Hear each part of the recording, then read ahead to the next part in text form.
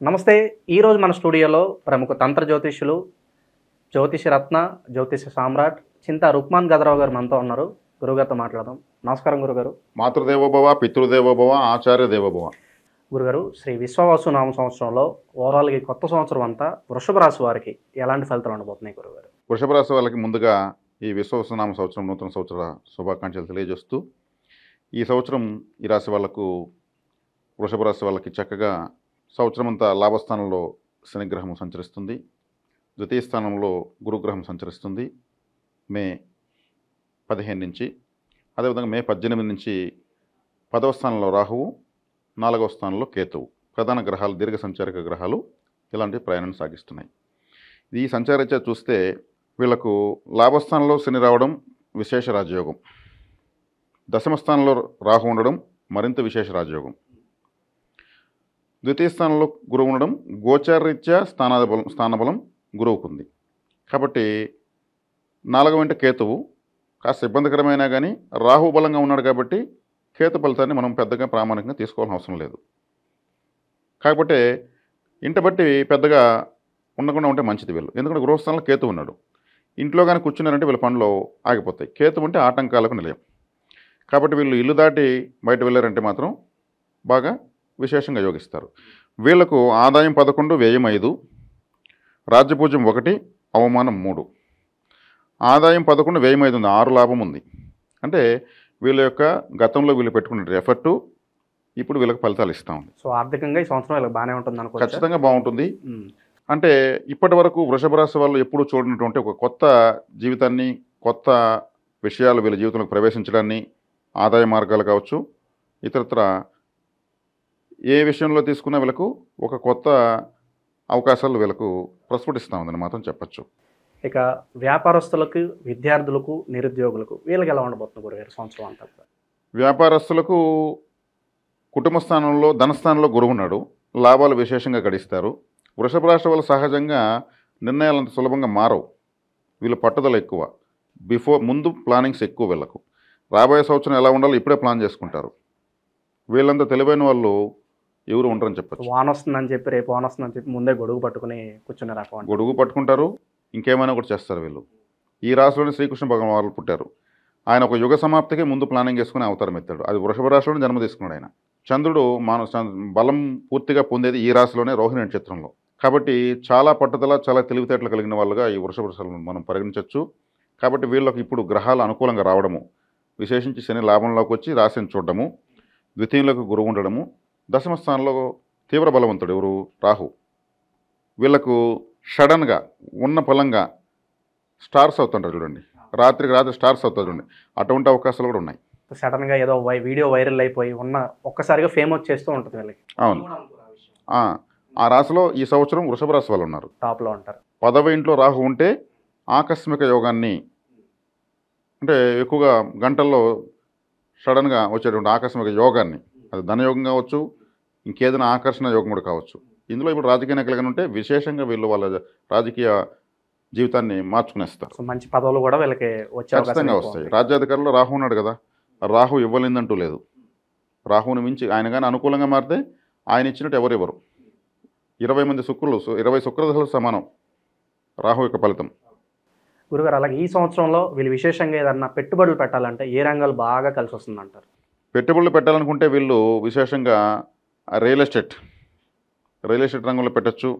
అదేవిధంగా వీళ్ళు ధాన్యాలు, అంటే ధాన్యాల్లో కూడా పచ్చ కలర్ ఉండేటువంటివి, పచ్చ బఠానీలు కావచ్చు, పచ్చ పెసలు కావచ్చు, అదేవిధంగా ఇతరత్ర గ్రీన్ కలర్ రిలేటెడ్ బిజినెసెస్. అంటే మిథున రాశిలో గురువు ఉండడమే దీనికి కారణం.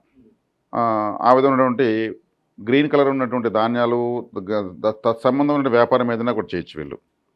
అదేవిధంగా ఈ రాహు 10వ ఇంట్లో ఉన్నాడు కాబట్టి మీడియా రంగాలు, మరి పత్రికా రంగాలు, ప్రచురణలు, మరి ఇటువంటి టెక్నాలజీకి సంబంధించినవి, మెడికల్ షాప్సు, హోటల్సు, వీటన్నిటిలో కూడా పెట్టుబడులు పెట్టచ్చు. వీటన్నిటిలో కూడా రాణిస్తారు. అది ఈ పెట్టుబడులు కూడా వీళ్ళకి జీవితాంతం ఫలితాలు ఇచ్చేదానికి అవకాశం ఎక్కువ, స్టాండర్డ్స్ ఎక్కువ. ఇక విద్యార్థుల పరిస్థితి గురుగారు, ఎవరైతే విదేశాలకు వెళ్ళాలనుకుంటున్నారో ఏ మాసం నుంచి వాళ్ళు ప్రయత్నాలు చేసుకోవచ్చు అంటారు? వీళ్ళు మే 18 తర్వాత ప్రయత్నాలు చేసుకోవచ్చు. విద్యార్థులకు విద్యాస్థానంలోకే గురువు వస్తున్నాడు కాబట్టి వీళ్ళకు వీళ్ళు చదువుకున్న దాంట్లోనే ఎక్కువగా ప్రశ్నలు వచ్చేదానికి అవకాశం ఉంటుంది. ఒకవేళ చదువుకుంది వచ్చినా కానీ వీళ్ళకి తెలిసినటువంటి పరిజ్ఞానానికి క్వశ్చన్లు వచ్చేదానికి అవకాశం ఉంటుంది. కాబట్టి విద్యార్థులకు సానుకూలంగానే ఉందని చెప్పొచ్చు. ఎందుకంటే బుధుడి ఇంట్లో గురువు ఉండడం, మేధస్సు. గురువు అంటే బుధుడు అంటే మేధస్సు, ఇంటెలిజెన్స్. గురువు అంటే జ్ఞానం. కాబట్టి విద్యాకారకులే బుధుడు గురువిద్దరు. కాబట్టి వీళ్ళకు చక్కటి ఫలితాలు కూడా వీళ్ళు చూస్తారు, ఊహించిన ఫలితాలు కూడా చూస్తారు వీళ్ళు, ఎటువంటి సందేహం ఏం లేదు. ఇక శుభకార్యాల పరిస్థితి ఏంటి గురుగారు? ఏ మాసంలో శుభకార్యాలు జరగడానికి ఎక్కువ ఛాన్సెస్ కనిపిస్తున్నాయి అంటారు ఈ సంవత్సరంలో? ఈ సంవత్సరంలో వీళ్ళు మామూలుగా జనరల్గా ముఖ్యమైన కొన్ని మాసాల్లో ఎక్కువగా వివాహాలు జరుగుతూ ఉంటాయి, కొన్ని మాసాలు గ్యాప్ వస్తూ ఉంటుంది. ఇప్పుడు అందరికీ తెరిచిన పుస్తకమే ఏ నెలలో ముహూర్తాలు ఉన్నాయి, గృహప్రవేశాలకు ఏ నెలలో ఉన్నాయి, వివాహాలకు ఎప్పుడు ఉన్నాయి, వ్యాపారాలకు ఎప్పుడు ఉన్నాయి అనేసి అందరికీ అందుబాటులోకి అంత పరిజ్ఞానం వచ్చింది. కానీ వీళ్ళు ఆయా మాసాల్లో ఆయా అవసరాలు ఉన్న వాళ్ళు చక్కగా చేసుకోవచ్చు, అన్నీ సఫలీకృతమవుతాయి. ఎందుకంటే ప్రధాన గ్రహాలన్నీ మ్యాక్సిమం అనుకూలంగా వచ్చేసినప్పుడు వీళ్ళకి పలానా మాసం బాగుంది, పలానా మాసం బాగలేదని చెప్పేదానికి లేదు. పట్టుదలకు మారిపోయారు వీళ్ళు. బిఫోర్ ప్లానింగ్ అని చెప్పేసా నేను. వీళ్ళు చేసుకునే ప్లానింగ్ 12 రోజులు ఎవరు చేసుకోరు. కాబట్టి వీళ్ళు చక్కగా అన్ని రకాల ప్రయత్నాలు చేసుకుని సఫలీకృతం కావచ్చు. శుభకార్యాలన్నీ కూడా చాలా ప్లాన్గా చేస్తారు, ఖర్చు బాగా పెడతారు వీళ్ళు, అందరూ చూసేటట్టుగా. ఎక్కువ విందులు వినోదాల్లో పాల్గొంటారంటారా? చక్కటి మృష్టాన్న భోజనము, స్త్రీ శయ్య సౌఖ్యము అన్నీ బాగుంటాయి. 10 రూపాయలు వీళ్ళు ఎంత ఖర్చు పెట్టినా ఆ తర్వాత నెక్స్ట్ ఆ డబ్బుల కన్నా ఎక్కువ ఎలా సంపాదించాలనే ప్లానింగ్ కూడా ఉంటుంది. దాన్ని ప్రిపేర్ చేసి వీళ్ళు ఖర్చు పెడతారు. చాలామంది గురువులు ఈ సంవత్సరం అంతా వృషభ రాశి వాళ్ళదే, వీళ్ళే టాప్గా ఉంటారని చెప్పి చాలామంది చెప్తున్నారు, వాస్తవేనంటారా? ఖచ్చితంగా వాస్తవం. ఎందుకంటే దీర్ఘకాలిక గ్రహాలు అంటే శనేశ్వరుడు లాభంలోకి రావడము, అదే సమయంలో గురువు ద్వితీయంలోకి రావడము, అదే సమయంలో రాహు దశమంలోకి రావడము, అందరికీ కూడా బలం పెరిగింది. ఖచ్చితంగా ప్రతి ఒక్కరు పోటీలు పడి వీళ్ళకు ఫలితాలు ఇవ్వడంలో ఎటువంటి సందేహమే లేదు. ఇన్ని రోజులు జన్మస్థానంలో గురువు ఉన్నాడు, ఆ జన్మస్థానంలో గురువు కన్ఫ్యూజన్సే చేస్తాడు. ఎందుకంటే శుక్రుడు రాశిలో గురువు ఉన్నాడు అనుకో కన్ఫ్యూజన్స్ ఎక్కువ ఉంటాయి. ఆయన రాక్షస గురువు, ఈయన దేవగురువు, ఆయన జరిగిపోయాడు ఇప్పుడు. కాబట్టి వీళ్ళకు మాత్రము చాలా విశేషించి ఫలితాలు అయితే అద్భుతంగా ఉన్నాయి. వృషభ రాశి వాళ్ళు అటెండెన్స్ ఓవర్ కాన్ఫిడెన్స్ వెళ్ళకుండా వచ్చిన అవకాశాలను చక్కగా సద్వినియోగం చేసుకునే శక్తి వీళ్ళకుంది. కాబట్టి దాన్ని మరోలా ఆలోచించుకోకుండా చక్కగా జీవితాన్ని నిర్మించుకుంటారు. సో ఓవరాల్గా సంవత్సరం అంతా మంచి ఫలితాలు ఉన్నప్పటికీ ఇంకా బాగుండాలంటే వీళ్ళ కోసం మంచి రెమెడీస్ ఏమైనా ఉంటే తెలియజేయండి గురువుగారు. వీళ్ళకి మంచి రెమెడీ అంటే దుర్గారాధన చేశారనుకోండి, దుర్గారాధన అద్భుతమైనటువంటి ఫలితాలు అయితే వీళ్ళకి వస్తాయి. దుర్గా జపము, ఆమె యొక్క ఫోటో పెట్టుకోవడము, ఆమె యొక్క ఆరాధన చేయడము.